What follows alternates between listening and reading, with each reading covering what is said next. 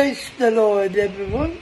Today is April 14, 2025, as I share my video journal for today. For today, we are talking about submit to your husbands.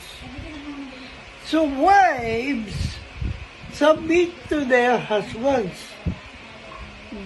This is husbands and not boyfriends. As the Bible says in Ephesians chapter 5, verse 22 to 24, wives, submit yourselves to your own husbands as you do to the Lord. Verse 23, for the husband is the head of the wife, as Christ is the head of the church, his body, of which he is the Savior.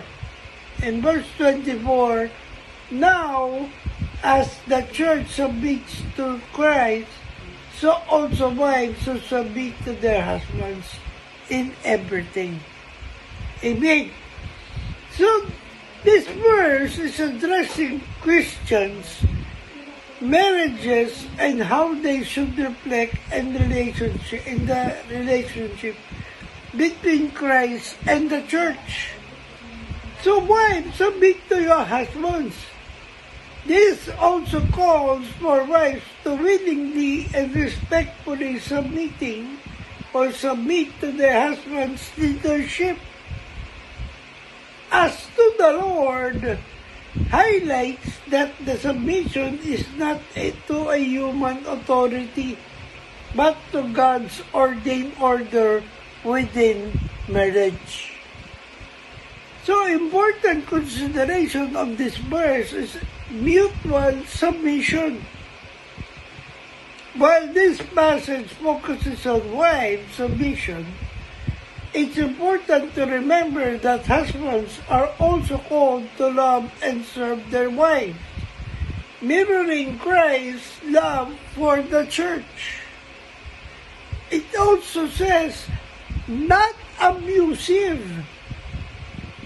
This is not to condone abusive or controlling behavior from husbands, nor does it require wives to submit to anything that is unbiblical or harmful. So there should always be respect and love. The key to a healthy marriage is mutual respect, love, and understanding, where both partners are willing to serve and support each other. So, a husband should love their wife like Christ loves the church. So what Christ do for the church? So God says to the man, die. And he says to the woman, submit. So here's the thing to the fellas, to the man. Are you a man worth submitting to? And to the ladies, are you a woman worth dying for?